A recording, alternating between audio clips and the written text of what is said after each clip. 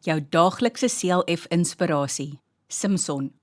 Toe roep Simson tot die Here, Here my God, dink tog aan my. Ons lees dit in Rigters 16 vers 28. Simson was 'n baie sterk man en ook een van die rigters wat die Israeliete gelei het. Ons ken die storie van Simson. Hy het baie Filistyne verslaan, maar hy was met 'n heidense vrou getroud. Almal het gewonder hoekom Simson so sterk was en waarin sy krag lê. Nadat sy vrou Delila baie by hom gekerm het, dat hy haar moet vertel, het Simson tog ingegee. Sy hare is van kleintyd af nooit gesny nie, as 'n teken dat hy net aan die Here behoort.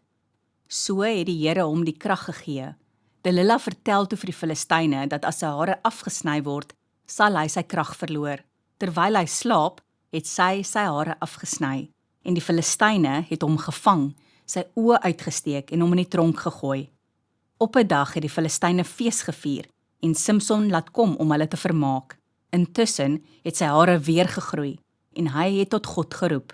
Die Here het hom gehoor en hom gehelp om met sy laaste krag baie van die Israeliese vyande te verslaan. As kinders van God kan ons enige tyd tot God roep as ons benoud is. Hy sal altyd help. Kom ons bid saam. Here, dankie dat U altyd daar is vir my as ek U hulp nodig het. Amen.